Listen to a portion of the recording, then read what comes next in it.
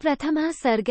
पहला सर्ग। हनुमान जी के द्वारा समुद्र का लंघन, मेनका के द्वारा उनका स्वागत, सुरसाप उनकी विजय तथा सिंहिका का वध करके उनका समुद्र के उस पार पहुंचकर लंका की शोभा देखना। तदनंतर शत्रु का संहार करने वाले हनुमान जी ने रावण द्वारा हरी गई सीता के निवास स्थान का पता लगाने के लिए उस आकाश मार्ग से जाने का विचार किया, जिस पर चारण देवजाति विशेष विचरा करते हैं। 1. कपिवा हनुमान जी ऐसा कर्म करना चाहते थे जो दूसरों के लिए दुष्कर था तथा उस कार्य में उन्हें किसी और की सहायता भी नहीं प्राप्त थी। उन्होंने मस्तक और ग्रीवा ऊंची की। उस समय वे हृष्ट पुष्ट सांड के समान प्रतीत होने लगे। 2. फिर धीर स्वभाव वाले वे महाबली पवन कुमार वैदुर्यमणि, नीलम और समुद्र के जल की भांति हरी घास पर सुखपूर्वक विचरने लगे। 3. उस समय बुद्धिमान हनुमान जी पक्षियों को त्रास देते, वृक्षों को वक्ष स्थल के आघात से धराशायी करते तथा बहुत से मृगों वन जंतुओं को कुचलते हुए पराक्रम में बड़े चढ़े सिंह के समान शोभा पा रहे थे। 4. उस पर्वत का जो तल प्रदेश था वो पहाड़ों में स्वभाव से ही उत्पन्न होने वाली नीली, लाल, मजीठ और कमल के से रंग वाली श्वेत तथा श्याम वर्ण वाली निर्मल धातुओं से अच्छी तरह अलंकृत था। 5. उस पर देवोपम यक्ष, किन्नर, गंधर्व और नाग, जो इच्छानुसार रूप धारण करने वाले थे, निरंतर परिवार सहित निवास करते थे। 6. बड़े बड़े गजराजों से भरे हुए उस पर्वत के समतल प्रदेश में खड़े हुए कपिवा हनुमान जी वहां जलाशय में स्थित हुए विशालकाय हाथी के समान जान पड़ते थे। उन्होंने सूर्य, इंद्र, पवन, ब्रह्मा और भूतों, देवों निविशेषों को भी हाथ जोड़कर उस पार जाने का विचार किया। 8. फिर पूर्वाभिमुख होकर अपने पिता पवनदेव को प्रणाम किया। तत्पश्चात कार्यकुशल हनुमान जी दक्षिण दिशा में जाने के लिए बढ़ने लगे, अपने शरीर को बढ़ाने लगे। 9.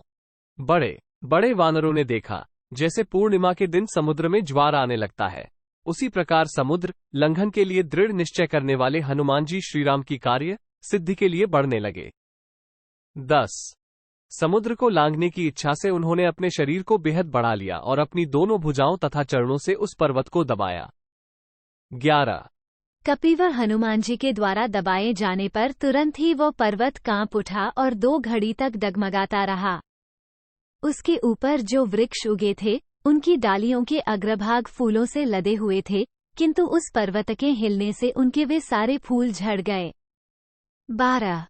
वृक्षों से झड़ी हुई उस सुगंधित पुष्पराशि के द्वारा सब ओर से आच्छादित हुआ वह पर्वत ऐसा जान पड़ता था मानो वह फूलों का ही बना हुआ हो। 13. महापराक्रमी हनुमान जी के द्वारा दबाया जाता हुआ महेंद्र पर्वत जल के स्रोत बहाने लगा, मानो कोई मदमत गजराज अपने कुंभस्थल से मद की धारा बहा रहा हो। 14. बलवान पवन कुमार के भार से दबा हुआ महेंद्रगिरी सुनहरे, रुपहले और काले रंग के जलस्रोत प्रवाहित करने लगा। 15. इतना ही नहीं, जैसे मध्यम ज्वाला से युक्त अग्निरु लगातार धुआं छोड़ रही हो, उसी प्रकार वो पर्वत मैंसिल सहित बड़ी बड़ी शिलाएं गिराने लगा। 16. हनुमान जी के उस पर्वत पीन से पीड़ित होकर वहां के समस्त जीव गुफाओं में घुसे हुए बुरी तरह से चिल्लाने लगे। 17. इस प्रकार पर्वत को दबाने के कारण उत्पन्न हुआ वह जीव जंतु का महान कोलाहल पृथ्वी, उपवन और संपूर्ण दिशाओं में भर गया। 18. जिनमें स्वस्तिक चिन्ह स्पष्ट दिखाई दे रहे थे, उन स्थूल फणों से विष की भयानक आग उगलते हुए बड़े बड़े सर्प उस पर्वत की शिलाओं को अपने दांतों से डसने लगे। 19. तारांकन सांप के फनों में दिखाई देने वाली नील रेखा को स्वस्तिक कहते हैं। क्रोध से भरे हुए उन विषैले सांपों के काटने पर वे बड़ी बड़ी शिलाएं इस प्रकार जल उठीं मानो उनमें आग लग गई हो। उस समय उन सबके सहस्रों टुकड़े हो गए। 20. उस पर्वत पर जो बहुत सी औषधियां उगी हुई थीं, वे विष को नष्ट करने वाली होने पर भी उन नागों के विष को शांत न कर सकी। 21. उस समय वहां रहने वाले तपस्वी और विद्याधरों ने समझा कि इस पर्वत को भूत लोग तोड़ रहे हैं, इससे भयभीत होकर वे अपनी स्त्रियों के साथ वहां से ऊपर उठकर अंतरिक्ष में चले गए। 22. मधुपान के स्थान में रखे हुए सुवर्णमय आसव पात्र, बहुमूल्य बर्तन, सोने के कलश, भांति भांति के भक्ष्य पदार्थ, चटनी, नाना प्रकार के फलों के गूदे, बैलों की खाल की बनी हुई ढालें और सुवर्ण जटित मूठवाई तलवारें छोड़कर कंठ में माला धारण किए। लाल रंग के फूल और अनुलेपन चंदन लगाए प्रफुल्ल कमल के सदृश सुंदर एवं लाल नेत्र वाले वे मतवाले विद्याधरगण भयभीत से होकर आकाश में चले गए। 23-25 उनकी स्त्रियां गले में हार, पैरों में नूपुर, भुजाओं में बाजूबंद और कलाइयों में कंगन धारण किए आकाश में अपने पतियों के साथ मंद मंद मुस्कुराती हुई चकित सी खड़ी हो गईं। 26 विद्याधर और महर्षि अपनी महाविद्या आकाश में निराधार खड़े होने की शक्ति का परिचय देते हुए अंतरिक्ष में एक साथ खड़े हो गए और उस पर्वत की ओर देखने लगे। 27 उन्होंने उस समय निर्मल आकाश में खड़े हुए भावितात्मा पवित्र अंतःकरण वाले महर्षियों, चारणों और सिद्धों की ये बातें सुनी। 28 आहा, ये पर्वत के समान विशालकाय महान वेगशाली पवन पुत्र हनुमान जी वरुणालय समुद्र को पार करना चाहते हैं। 29 श्री रामचंद्र जी और वानरों के कार्य की सिद्धि के लिए दुष्कर कर्म करने की इच्छा रखने वाले ये पवन कुमार समुद्र के दूसरे तट पर पहुंचना चाहते हैं, जहां जाना अत्यंत कठिन है। 30 इस प्रकार विद्याधरों ने उन तपस्वी महात्मा की कही हुई ये बातें सुनकर पर्वत के ऊपर अतुलित बलशाली वानशिरोमणि हनुमान जी को देखा। 31 उस समय हनुमान जी अग्नि के समान जान पड़ते थे। उन्होंने अपने शरीर को हिलाया और रोएं झाड़े तथा महान मेघ के समान बड़े जोर जोर से गर्जना की। 32 हनुमान जी अब ऊपर को उछलना ही चाहते थे। उन्होंने क्रमशः गोलाकार मुड़ी तथा रोमावलियों से भरी हुई अपनी पूंछ को उसी प्रकार आकाश में फेंका जैसे पक्षीराज गरुड़ सर्प को फेंकते हैं। 33 अत्यंत वेगशाली हनुमान जी के पीछे आकाश में फैली हुई उनकी कुछ मुड़ी हुई पूंछ गरुड़ के द्वारा ले जाए जाते हुए महान सर्प के समान दिखाई देती थी। 34 उन्होंने अपनी विशाल परिघ के समान भुजाओं को पर्वत पर जमाया, फिर ऊपर के सब अंगों को इस तरह सिकोड़ लिया कि वे कटी की सीमा में ही आ गए, साथ ही उन्होंने दोनों पैरों को भी समेट लिया। 35 तत्पश्चात तेजस्वी और पराक्रमी हनुमान जी ने अपनी दोनों भुजाओं और गर्दन को भी सिकोड़ लिया। इस समय उनमें तेज, बल और पराक्रम सभी का आवेश हुआ। 36 उन्होंने अपने लंबे मार्ग पर दृष्टि दौड़ाने के लिए नेत्रों को ऊपर उठाया और आकाश की ओर देखते हुए प्राणों को हृदय में रोका। 37 इस प्रकार ऊपर को छलांग मारने की तैयारी करते हुए कपिश्रेष्ठ महाबली हनुमान ने अपने पैरों को अच्छी तरह जमाया और कानों को सिकोड़कर उन वानशिरोमणि ने अन्य वानरों से इस प्रकार कहा। 381/2 जैसे श्रीरामचंद्र जी का छोड़ा हुआ बाण वायुवेग से चलता है, उसी प्रकार मैं रावण द्वारा पालित लंकापुरी में जाऊंगा। 391/2 यदि लंका में जनक नंदिनी सीता को नहीं देखूंगा तो इसी वेग से मैं स्वर्गलोक में चला जाऊंगा। 401/2 इस प्रकार परिश्रम करने पर यदि मुझे स्वर्ग में भी सीता का दर्शन नहीं होगा तो राक्षसराज रावण को बांध कर लाऊंगा। 411/2 सर्वथा कृतकृत्य होकर मैं सीता के साथ लौटूंगा अथवा रावण सहित लंकापुरी को ही उखाड़ कर लाऊंगा। 42 ऐसा कहकर वेगशाली वानर प्रवर श्री हनुमान जी ने विघ्न बाधा का कोई विचार न करके बड़े वेग से ऊपर की ओर छलांग मारी। उस समय उन वानशिरोमणि ने अपने को साक्षात गरुड़ के समान ही समझा। 43-44 जिस समय वे कूदे उस समय उनके वेग से आकृष्ट हो पर्वत पर उगे हुए सब वृक्ष उखड़ गए और अपनी सारी डालियों को समेटकर उनके साथ ही सब ओर से वेगपूर्वक उड़ चले। 45 वे हनुमान जी मतवाले कोयष्टी आदि पक्षियों से युक्त बहुसंख्यक पुष्पशोभित वृक्षों को अपने महान वेग से ऊपर की ओर खींचते हुए निर्मल आकाश में अग्रसर होने लगे। 46 उनकी जांघों के महान वेग से ऊपर को उठे हुए वृक्ष एक मुहूर्त तक उनके पीछे इस प्रकार गए जैसे दूर देश के पथ पर जाने वाले अपने भाई बंधु को उसके बंधु बांधव पहुंचाने जाते हैं। 47 हनुमान जी की जांघों के वेग से उखड़े हुए साल तथा दूसरे श्रेष्ठ वृक्ष उनके पीछे उसी प्रकार चले जैसे राजा के पीछे उसके सैनिक चलते हैं। 48 जिनकी डालियों के अग्रभाग फूलों से सुशोभित थे उन बहुतेरे वृक्षों से संयुक्त हुए पर्वताकार हनुमान जी अद्भुत शोभा से संपन्न दिखाई दिए। 49 उन वृक्षों में से जो भारी थे वे थोड़ी ही देर में गिरकर क्षार समुद्र में डूब गए। ठीक उसी तरह जैसे कितने ही पंखधारी पर्वत देवराज इंद्र के भय से वरुणालय में निमग्न हो गए थे। 50 मेघ के समान विशालकाय हनुमान जी अपने साथ खींचकर आए हुए वृक्षों के अंकुर और कोर सहित फूलों से आच्छादित हो जुगनुओं की जगमगाहट से युक्त पर्वत के समान शोभा पाते थे। 51 वे वृक्ष जब हनुमान जी के वेग से मुक्त हो जाते, उनके आकर्षण से छूट जाते, तब अपने फूल बरसाते हुए इस प्रकार समुद्र के जल में डूब जाते थे, जैसे सुहृद वर्ग के लोग परदेश जाने वाले अपने किसी बंधु को दूर तक पहुंचाकर लौट आते हैं। 52 हनुमान जी के शरीर से उठी हुई वायु से प्रेरित हो वृक्षों के भांति भांति के पुष्प अत्यंत हल्के होने के कारण जब समुद्र में गिरते थे तब डूबते नहीं थे, इसलिए उनकी विचित्र शोभा होती थी। उन फूलों के कारण वह महासागर तारों से भरे हुए आकाश के समान सुशोभित होता था। 53 अनेक रंग की सुगंधित पुष्पराश से उपलक्षित वानर वीर हनुमान जी बिजली से सुशोभित होकर उठते हुए मेघ के समान जान पड़ते थे। 54 उनके वेग से झड़े हुए फूलों के कारण समुद्र का जल उगे हुए रमणीय तारों से खचित आकाश के समान दिखाई देता था। 55 आकाश में फैलाई गई उनकी दोनों भुजाएं ऐसी दिखाई देती थीं, मानो किसी पर्वत के शिखर से 5 फन वाले 2 सर्प निकले हुए हों। 56 उस समय महाकपि हनुमान ऐसे प्रतीत होते थे, मानो तरंगमालाओं सहित महासागर को पी रहे हों। वे ऐसे दिखाई देते थे, मानो आकाश को भी पी जाना चाहते हों। 57 वायु के मार्ग का अनुसरण करने वाले हनुमान जी के बिजली की सी चमक पैदा करने वाले दोनों नेत्र ऐसे प्रकाशित हो रहे थे, मानो पर्वत पर 2 स्थानों में लगे हुए दावानल दहक रहे हों। 58 पिंगल नेत्र वाले वानरों में श्रेष्ठ हनुमान जी की दोनों गोल बड़ी बड़ी और पीले रंग की आंखें चंद्रमा और सूर्य के समान प्रकाशित हो रही थीं। 59 लाल लाल नासिका के कारण उनका सारा मुंह लाली लिए हुए था, अतः वह संध्याकाल से संयुक्त सूर्यमंडल के समान सुशोभित होता था। 60 आकाश में तैरते हुए पवनपुत्र हनुमान की उठी हुई टेढ़ी पूंछ इंद्र की ऊंची ध्वजा के समान जान पड़ती थी। 61 महाबुद्धिमान पवनपुत्र हनुमान जी की दाढ़ें सफेद थीं और पूंछ गोलाकार मुड़ी हुई थी, इसलिए वे परिध से घिरे हुए सूर्यमंडल के समान जान पड़ते थे। उनकी कमर के नीचे का भाग बहुत लाल था, इससे वे महाकपि हनुमान फटे हुए गेरू से युक्त विशाल पर्वत के समान शोभा पाते थे।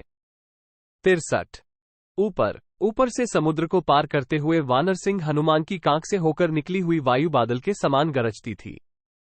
64 जैसे ऊपर की दिशा से प्रकट हुई पुच्छयुक्त उल्का आकाश में जाती देखी जाती है, उसी प्रकार अपनी पूंछ के कारण कपिश्रेष्ठ हनुमान जी भी दिखाई देते थे। 65 चलते हुए सूर्य के समान विशालकाय हनुमान जी अपनी पूंछ के कारण ऐसी शोभा पा रहे थे, मानो कोई बड़ा गजराज अपनी कमर में बंधी हुई रस्सी से सुशोभित हो रहा हो। 66 हनुमान जी का शरीर समुद्र से ऊपर ऊपर चल रहा था और उनकी परछाई जल में डूबी हुई सी दिखाई देती थी। इस प्रकार शरीर और परछाई दोनों से उपलक्षित हुए वे कपिव हनुमान समुद्र के जल में पड़ी हुई उस नौका के समान प्रतीत होते थे, जिसका ऊपरी भाग पाल वायु से परिपूर्ण हो और निम्न भाग समुद्र के जल से लगा हुआ हो। 67 वे समुद्र के जिस भाग में जाते थे वहां उनके अंक के वेग से उत्ताल तरंगे उठने लगती थीं, अतः वह भाग उन्मत्त विक्षुब्ध सा दिखाई देता था। 68 महान वेगशाली महाकपि हनुमान पर्वतों के समान ऊंची महासागर की तरंगमालाओं को अपनी छाती से चूर चूर करते हुए आगे बढ़ रहे थे।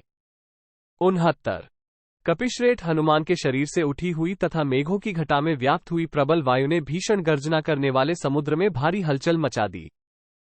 70 वे कपिकेसरी अपने प्रचंड वेग से समुद्र में बहुत सी ऊंची ऊंची तरंगों को आकर्षित करते हुए इस प्रकार उड़े जा रहे थे, मानो पृथ्वी और आकाश दोनों को विक्षुब्ध कर रहे हैं। 71 वे महान वेगशाली वानरवीर उस महासमुद्र में उठी हुई सुमेरु और मंदराचल के समान उत्ताल तरंगों की मानो गणना करते हुए आगे बढ़ रहे थे। 72 उस समय उनके वेग से ऊंचे उठकर मेघमंडल के साथ आकाश में स्थित हुआ समुद्र का जल शरतकाल के फैले हुए मेघों के समान जान पड़ता था। 73 जल हट जाने के कारण समुद्र के भीतर रहने वाले मगर, नाकेरू, मछलियां और कछुए साफ साफ दिखाई देते थे।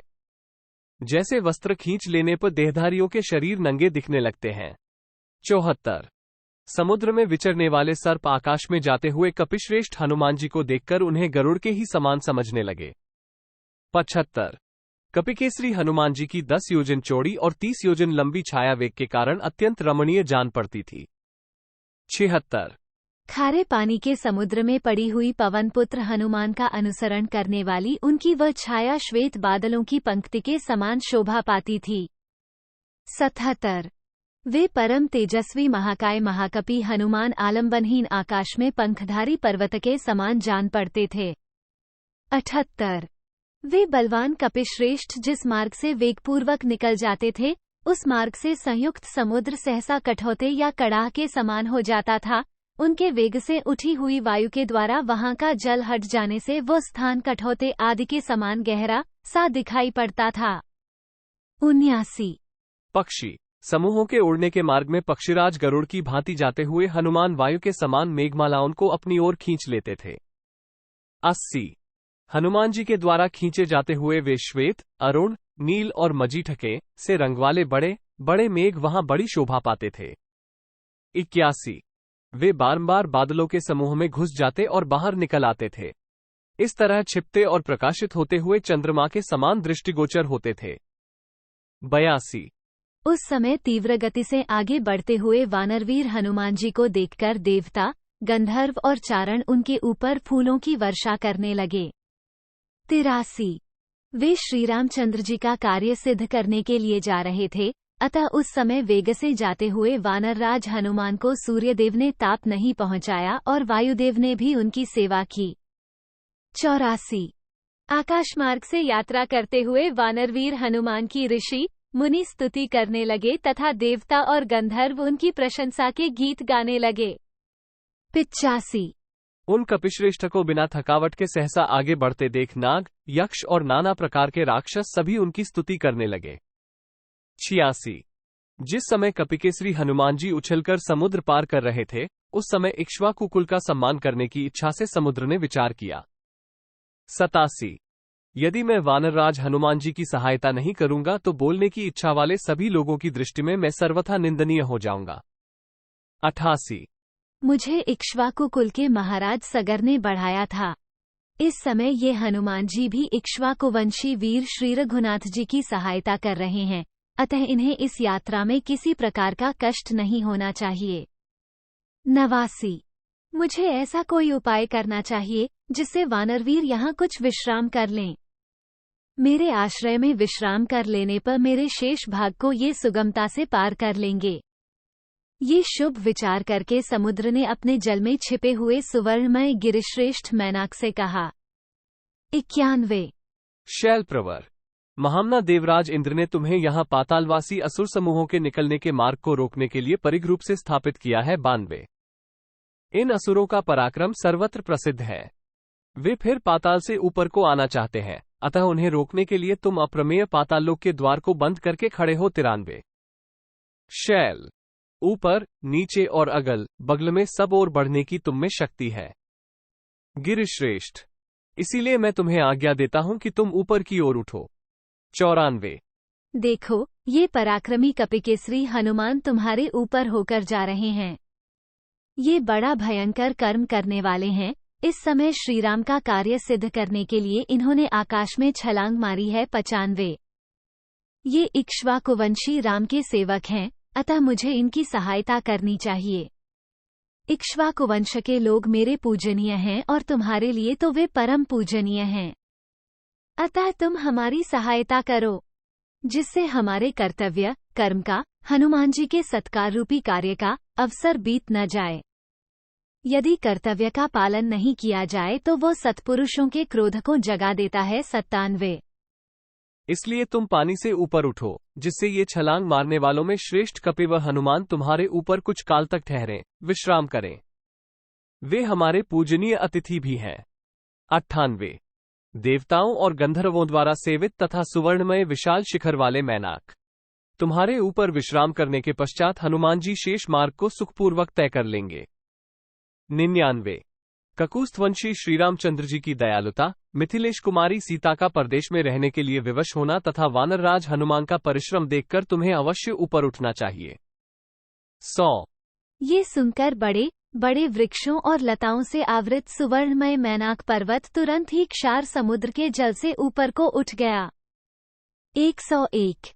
जैसे उद्दीप्त किरणों वाले दिवाकर सूर्य मेघों के आवरण को भेदकर उदित होते हैं, उसी प्रकार उस समय महासागर के जल का भेदन करके वो पर्वत बहुत ऊंचा उठ गया। 102। समुद्र की आज्ञा पाकर जल में छिपे रहने वाले उस विशालकाय पर्वत ने 2 ही घड़ी में हनुमान जी को अपने शिखरों का दर्शन कराया। 103। उस पर्वत के वे शिखर सुवर्णमय थे। उन पर किन्नर और बड़े बड़े नाग निवास करते थे। सूर्योदय के समान तेज पुंज से विभूषित वे शिखर इतने ऊंचे थे कि आकाश में रेखा सी खींच रहे थे। 104। उस पर्वत के उठे हुए सुवर्णमय शिखरों के कारण शस्त्र के समान नील वर्ण वाला आकाश सुनहरी प्रभा से उद्भासित होने लगा। 105। उन परम कांतिमान और तेजस्वी सुवर्णमय शिखरों से वह गिरिश्रेष्ठ मैनाक सैकड़ों सूर्यों के समान देदीप्यमान हो रहा था। 106। क्षार समुद्र के बीच में अविलंब उठकर सामने खड़े हुए मैनाक को देखकर हनुमान जी ने मन निश्चित किया कि यह कोई विघ्न उपस्थित हुआ है। 107। अतः वायु जैसे बादल को छिन्न भिन्न कर देती है, उसी प्रकार महान वेगशाली महाकपि हनुमान ने बहुत ऊंचे उठे हुए मैनाक पर्वत के उस उच्चतर शिखर को अपनी छाती के धक्के से नीचे गिरा दिया। 108। इस प्रकार कपिव हनुमान जी के द्वारा नीचा देखने पर उनके उस महान वेग का अनुभव करके पर्वत श्रेष्ठ मैनाक बड़ा प्रसन्न हुआ और गर्जना करने लगा। 109। तब आकाश में स्थित हुए उस पर्वत ने आकाशगत वीर वानर हनुमान जी से प्रसन्नचित होकर कहा। वो मनुष्य रूप धारण करके अपने ही शिखर पर स्थित हो इस प्रकार बोला। 1101/2। वान शिरोमणे, आपने ये दुष्कर कर्म किया है।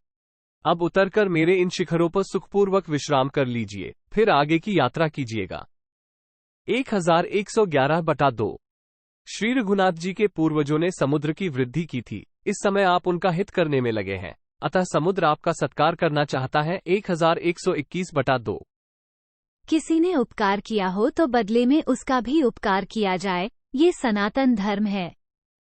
इस दृष्टि से प्रत्युपकार करने की इच्छा वाला ये सागर आपसे सम्मान पाने के योग्य है। आप इसका सत्कार ग्रहण करें, इतने से ही इसका सम्मान हो जाएगा। 1131/2।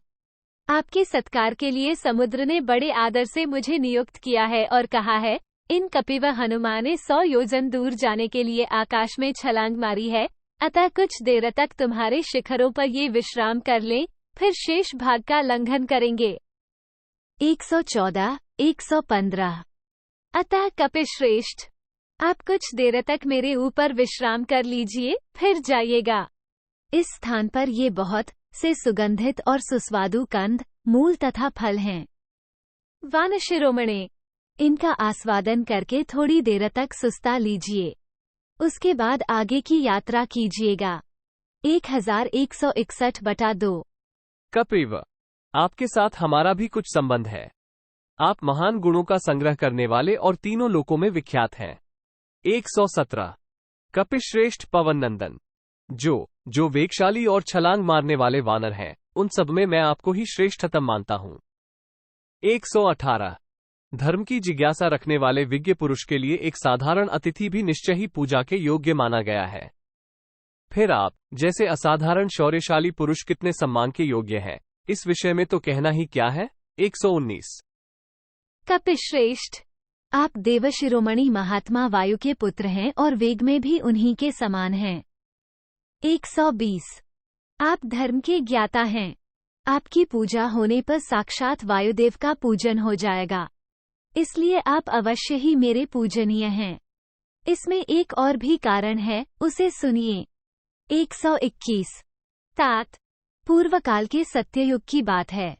उन दिनों पर्वतों के भी पंख होते थे, वे भी गरुड़ के समान वेगशाली होकर संपूर्ण दिशाओं में उड़ते फिरते थे। 122।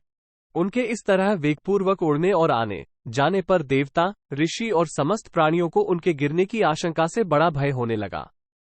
123। इससे सहस्र नेत्रों वाले देवराज इंद्र कुपित हो उठे और उन्होंने अपने वज्र से लाखों पर्वतों के पंख काट डाले। 124। उस समय कुपित हुए देवराज इंद्र वज्र उठाए मेरी ओर भी आए, किंतु महात्मा वायु ने सहसा मुझे इस समुद्र में गिरा दिया। 125।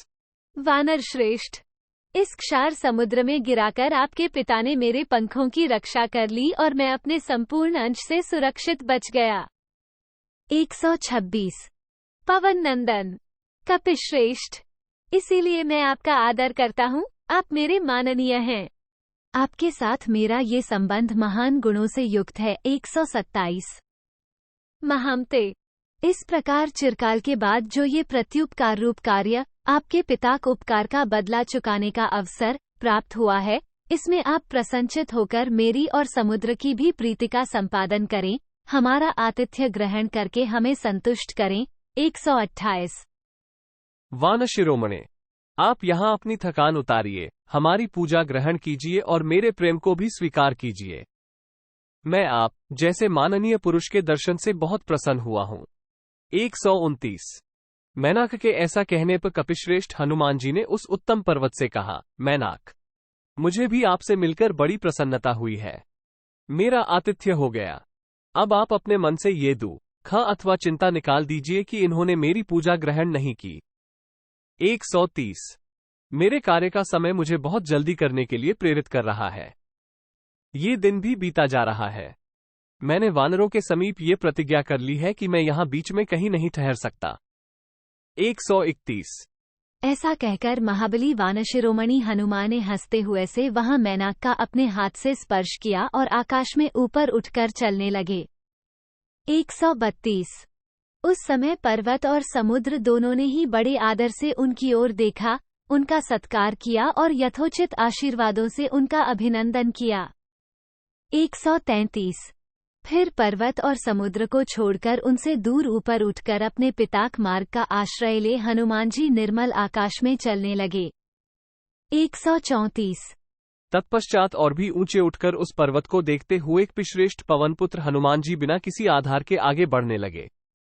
135। हनुमान जी का ये दूसरा अत्यंत दुष्कर कर्म देखकर संपूर्ण देवता, सिद्ध और महर्षिगण उनकी प्रशंसा करने लगे। 136। वहां आकाश में ठहरे हुए देवता तथा सहस्र नेत्रधारी इंद्र उस सुंदर मध्य भाग वाले सुवर्णमय मैनाक पर्वत के उस कार्य से बहुत प्रसन्न हुए। 137। उस समय स्वयं बुद्धिमान शचीपति इंद्र ने अत्यंत संतुष्ट होकर पर्वत श्रेष्ठ सुनाब मैनाक से गदगद वाणी में कहा। 138। सुवर्णमय शैलराज मैनाक, मैं तुम पर बहुत प्रसन्न हूँ। सौम्य, तुम्हें अभय दान देता हूँ। तुम सुखपूर्वक जहाँ चाहो जाओ। 139। 100 योजन समुद्र को लांघते समय जिनके मन में कोई भय नहीं रहा है, फिर भी जिनके लिए हमारे हृदय में ये भय था कि पता नहीं इनका क्या होगा, उन्हीं हनुमान जी को विश्राम का अवसर देकर तुमने उनकी बहुत बड़ी सहायता की है। 140। ये वानर श्रेष्ठ हनुमान दशरथ नंदन श्रीराम की सहायता के लिए ही जा रहे हैं। तुमने यथाशक्ति इनका सत्कार करके मुझे पूर्ण संतोष प्रदान किया है। 141। देवता के स्वामी शतक्रतु इंद्र को संतुष्ट देखकर पर्वतोन्मेष श्रेष्ठ मैनाक को बड़ा हर्ष प्राप्त हुआ। 142। इस प्रकार इंद्र का दिया हुआ वर पाकर मैनाक उस समय जल में स्थित हो गया और हनुमान जी समुद्र के उस प्रदेश को उसी मुहूर्त में लांघ गए। 143। तब देवता, गंधर्व, सिद्ध और महर्षियों ने सूर्यतुल्य तेजस्विनी नागमाता सुरसा से कहा। 144। ये पवन नंदन श्री मां हनुमान जी समुद्र के ऊपर होकर जा रहे हैं। तुम 2 घड़ी के लिए इनके मार्ग में विघ्न डाल दो। 145। तुम पर्वत के समान अत्यंत भयंकर राक्षसी का रूप धारण करो। उसमें विकराल दाढ़ें, पीले नेत्र और आकाश को स्पर्श करने वाला विकट मुंह बनाओ। 146। हम लोग पुनः हनुमान जी के बल और पराक्रम की परीक्षा लेना चाहते हैं। या तो किसी उपाय से ये तुम्हें जीत लेंगे अथवा विषाद में पड़ जाएंगे, इससे इनके बलाबल का ज्ञान हो जाएगा। 147। देवता के सत्कार पूर्वक इस प्रकार कहने पर देवी सुरसा ने समुद्र के बीच में राक्षसी का रूप धारण किया उसका वह रूप बड़ा ही विकट, बेडौल और सबके लिए भयावना था। वो समुद्र के पार जाते हुए हनुमान जी को घेरकर उनसे इस प्रकार बोली। 148, 149। कपिश्रेष्ठ, देवेश्वरों ने तुम्हें मेरा भक्ष्य बताकर मुझे अर्पित कर दिया है, अतः मैं तुम्हें खाऊंगी। तुम मेरे इस मोह में चले आओ। 150। पूर्व काल में ब्रह्मा जी ने मुझे यह वर दिया था। ऐसा कहकर वो तुरंत ही अपना विशाल मुंह फैलाकर हनुमान जी के सामने खड़ी हो गई। 151। सुरसा के ऐसा कहने पर हनुमान जी ने प्रसन्नमुख होकर कहा, देवी, दशरथ नंदन श्री रामचंद्र जी अपने भाई लक्ष्मण और धर्मपंती सीता जी के साथ दंडकारण्य में आए थे। 152। वहां पर हित साधन में लगे हुए श्रीराम का राक्षसों के साथ वैर बंध गया, अतः रावण ने उनकी यशस्विनी भार्या सीता को हर लिया। 153। मैं श्रीराम की आज्ञा से उनका दूत बनकर सीता जी के पास जा रहा हूं। तुम भी श्रीराम के राज्य में निवास करती हो, अतः तुम्हें उनकी सहायता करनी चाहिए। 154। अथवा यदि तुम मुझे खाना ही चाहती हो तो मैं सीता जी का दर्शन करके अनायास ही महान कर्म करने वाले श्री रामचंद्र जी से जब मिल लूंगा तब तुम्हारे मुख में आ जाऊंगा, ये तुमसे सच्ची प्रतिज्ञा करके कहता हूं। 155। हनुमान जी के ऐसा कहने पर इच्छानुसार रूप धारण करने वाली सुरसा बोली, मुझे यह वर मिला है कि कोई भी मुझे लांघकर आगे नहीं जा सकता। 156। फिर भी हनुमान जी को जाते देख उनके बल को जानने की इच्छा रखने वाली नागमाता सुरसा ने उनसे कहा। 157। वानर श्रेष्ठ, आज मेरे मुख में प्रवेश करके ही तुम्हें आगे जाना चाहिए। पूर्व काल में विधाता ने मुझे ऐसा ही वर दिया था। ऐसा कहकर सुरसा तुरंत अपना विशाल मुंह फैलाकर हनुमान जी के सामने खड़ी हो गई। 1581/2। सुरसा के ऐसा कहने पर वानर शिरोमणि हनुमान जी कुपित हो उठे और बोले, तुम अपना मुंह इतना बड़ा बना लो जिससे उसमें मेरा भार सह सको। यूं कहकर जब वे मौन हुए तब सुरसा ने अपना मुख 10 योजन विस्तृत बना लिया। ये देखकर कुपित हुए हनुमान जी भी तत्काल 10 योजन बड़े हो गए। उन्हें मेघ के समान 10 योजन विस्तृत शरीर से युक्त हुआ देख सुरसा ने भी अपने मुख को 20 योजन बड़ा बना लिया। 159, 161। तब हनुमान जी ने क्रुद्ध होकर अपने शरीर को 30 योजन अधिक बढ़ा दिया। फिर तो सुरसा ने भी अपने मुंह को 40 योजन ऊंचा कर लिया। 162। ये देख वीर हनुमान 50 योजन ऊंचे हो गए। तब सुरसा ने अपना मुंह 60 योजन ऊंचा बना लिया। फिर तो वीर हनुमान उसी क्षण 70 योजन ऊंचे हो गए। अब सुरसा ने 80 योजन ऊंचा मुंह बना लिया। 164। तदनंतर अग्नि के समान तेजस्वी हनुमान 90 योजन ऊंचे हो गए। ये देख सुरसा ने भी अपने मुंह का विस्तार 100 योजन का कर लिया। 165। तारांकन 162 से लेकर 165 तक के 4 श्लोक कुछ टीकाकारों ने प्रक्षिप्त बताए हैं, किंतु रामायण शिरोमणि नामक टीका में इनकी व्याख्या उपलब्ध होती है, अतः यहाँ मूल में इन्हें सम्मिलित कर लिया गया है। 629। सुरसा के फैलाए हुए उस विशाल जिह्वा से युक्त और नरक के समान अत्यंत भयंकर मोह को देखकर बुद्धिमान वायुपुत्र हनुमान ने मेघ की भांति अपने शरीर को संकुचित कर लिया। वे उसी क्षण अंगूठे के बराबर छोटे हो गए। 166, 167। फिर वे महाबली श्रीमान पवन कुमार सुरसा के उस मोह में प्रवेश करके तुरंत निकल आए और आकाश में खड़े होकर इस प्रकार बोले। 168। दक्ष कुमारी, तुम्हें नमस्कार है। मैं तुम्हारे मुंह में प्रवेश कर चुका। लो, तुम्हारा वर भी सत्य हो गया। अब मैं उस स्थान को जाऊंगा जहां विदेह कुमारी सीता विद्यमान है। 169। राहु के मुख से छूटे हुए चंद्रमा की भांति अपने मुख से मुक्त हुए हनुमान जी को देखकर सुरसा देवी ने अपने असली रूप में प्रकट होकर उन वानरवीर से कहा। 170। कपिश्रेष्ठ, तुम भगवान श्रीराम के कार्य की सिद्धि के लिए सुखपूर्वक जाओ। सौम्य, विदेह नंदिनी सीता को महात्मा श्रीराम से शीघ्र मिलाओ। 171। कपिवा हनुमान जी का ये तीसरा अत्यंत दुष्कर कर्म देख सब प्राणी वाह वाह करके उनकी प्रशंसा करने लगे। 172। वे वरुण के निवासभूत अलंघ्य समुद्र के निकट आकर आकाश का ही आश्रय ले गरुड़ के समान वेग से आगे बढ़ने लगे। 173। जो जल की धाराओं से सेवित, पक्षियों से संयुक्त, गान विद्या के आचार्य तुम्बुरु आदि गंधर्वों के विचरण का स्थान तथा ऐरावत के आने जाने का मार्ग है। सिंह, हाथी, बाघ, पक्षी और सर्प आदि वाहनों से जुते और उड़ते हुए निर्मल विमान जिसकी शोभा बढ़ाते हैं, जिनका स्पर्श वज्र और अश्नि के समान दू सह तथा तेज अग्नि के समान प्रकाशमान है, तथा जो स्वर्गलोक पर विजय पा चुके हैं, ऐसे महाभाग पुण्यात्मा पुरुषों का जो निवास स्थान है।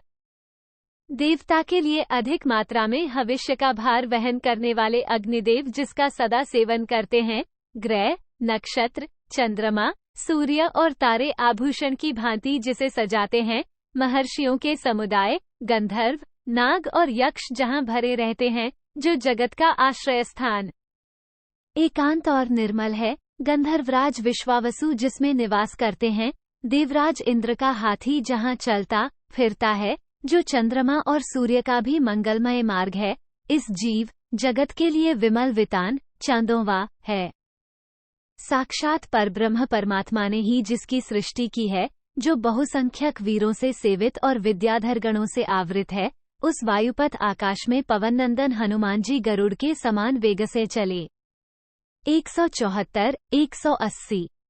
वायु के समान हनुमान जी अगर के समान काले तथा लाल, पीले और श्वेत बादलों को खींचते हुए आगे बढ़ने लगे। 181। उनके द्वारा खींचे जाते हुए वे बड़े बड़े बादल अद्भुत शोभा पा रहे थे।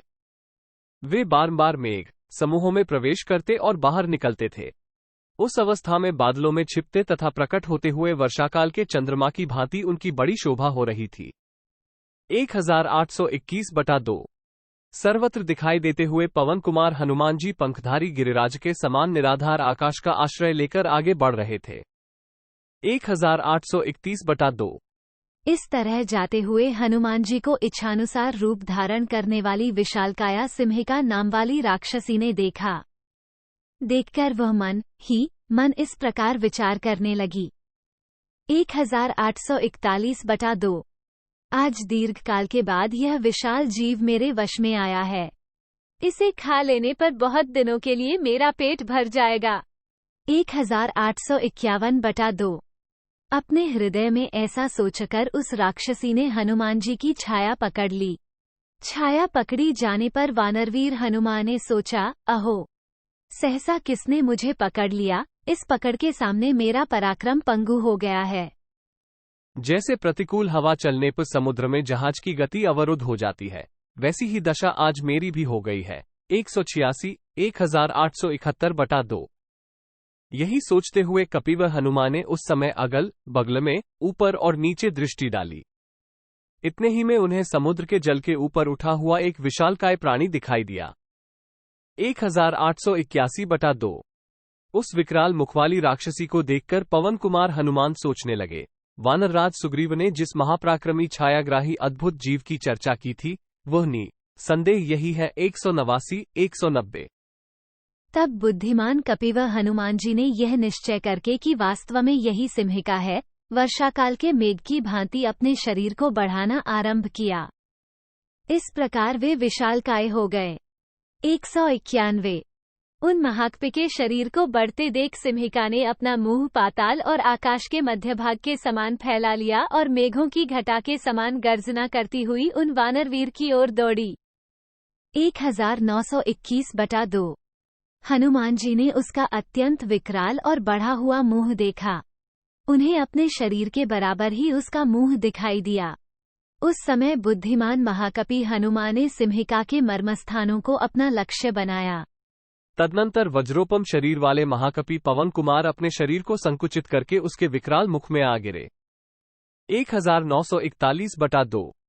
उस समय सिद्धों और चारणों ने हनुमान जी को सिंहिका के मुख में उसी प्रकार निमग्न होते देखा, जैसे पूर्णिमा की रात में पूर्ण चंद्रमा राहु के ग्रास बन गए हों। मुख में प्रवेश करके उन वानरवीर ने अपने तीखे नखों से उस राक्षसी के मर्मस्थानों को विदीर्ण कर डाला। इसके पश्चात वे मंक के समान गति से उछलकर वेगपूर्वक बाहर निकल आए। 1961/2। देव के अनुग्रह, स्वाभाविक धैर्य तथा कौशल से उस राक्षसी को मारकर वे मनस्वी वानरवीर पुनः वेग से बढ़कर बड़े हो गए। 1971/2।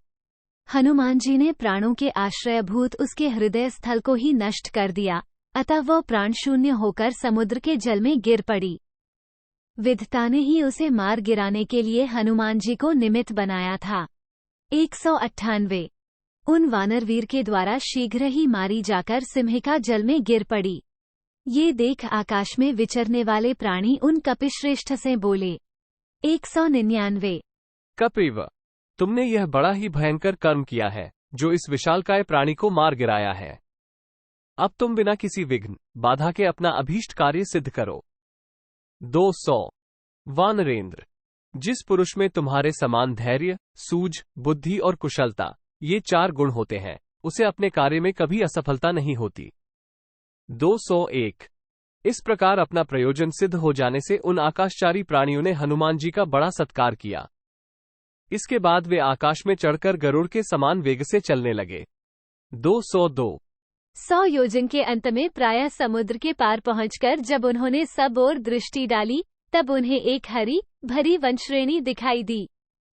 203 आकाश में उड़ते हुए ही शाखामृगों में श्रेष्ठ हनुमान जी ने भांति भांति के वृक्षों से सुशोभित लंका नामक द्वीप देखा। उत्तर तट की भांति समुद्र के दक्षिण तट पर भी मलय नामक पर्वत और उसके उपवन दिखाई दिए। 204 समुद्र, सागर तटवर्ती जलप्राय देश तथा वहां उगे हुए वृक्ष एवं सागरपंती सरिता के मुहानों को भी उन्होंने देखा। 205 मन को वश में रखने वाले बुद्धिमान हनुमान जी ने अपने शरीर को महान मेघों की घटा के समान विशाल तथा आकाश को अवरुद्ध करता सा देख मन इस प्रकार विचार किया। 206 अहो, मेरे शरीर की विशालता तथा मेरा ये तीव्र वेग देखते ही राक्षसों के मन में मेरे प्रति बड़ा कौतूहल होगा। वे मेरा भेद जानने के लिए उत्सुक हो जाएंगे। परम बुद्धिमान हनुमान जी के मन में ये धारणा पक्की हो गई। 207 मनस्वी हनुमान अपने पर्वताकार शरीर को संकुचित करके पुनः अपने वास्तविक स्वरूप में स्थित हो गए। ठीक उसी तरह जैसे मन को वश में रखने वाला मोहरहित पुरुष अपने मूल स्वरूप में प्रतिष्ठित होता है। 208 जैसे बलि के पराक्रम संबंधी अभिमान को हर लेने वाले श्रीहरि ने विराट रूप से 3 पग चलकर तीनों लोकों को नाप लेने के पश्चात अपने उस स्वरूप को समेट लिया था, उसी प्रकार हनुमान जी समुद्र को लांघ जाने के बाद अपने उस विशाल रूप को संकुचित करके अपने वास्तविक स्वरूप में स्थित हो गए। 209 हनुमान जी बड़े ही सुंदर और नाना प्रकार के रूप धारण कर लेते थे। उन्होंने समुद्र के दूसरे तट पर, जहां दूसरों का पहुंचना असंभव था, पहुंचकर अपने विशाल शरीर की ओर दृष्टिपात किया। फिर अपने कर्तव्य का विचार करके छोटा सा रूप धारण कर लिया। 210 महान मेघ समूह के समान शरीर वाले महात्मा हनुमान जी केवड़े, लसोड़े और नारियल के वृक्षों से विभूषित लंपर्वत के विचित्र लघु शिखरों वाले महान समृद्धिशाली श्रृंग पर कूद पड़े। 211 तदनंतर समुद्र के तट पर पहुंचकर वहां से उन्होंने एक श्रेष्ठ पर्वत के शिखर पर बसी हुई लंका को देखा। देखकर अपने पहले रूप को तिरोहित करके वे वानरवीर वहां के पशु पक्षियों को व्यथित करते हुए उसी पर्वत पर उतर पड़े। 212 इस प्रकार दानवों और सर्पों से भरे हुए तथा बड़ी बड़ी उत्ताल तरंगमालाओं से अलंकृत महासागर को बलपूर्वक लांघकर वे उसके तट पर उतर गए और अमरावती के समान सुशोभित लंकापुरी की शोभा देखने लगे। 213 इत्यार्षे श्रीमद् रामायणे वाल्मीकि आदिकाव्ये सुंदरकांडे प्रथमः सर्गः 1। इस प्रकार श्री वाल्मीकि निर्मित आर्ष रामायण आदिकाव्य के सुंदरकांड में पहला सर्ग पूरा हुआ। 1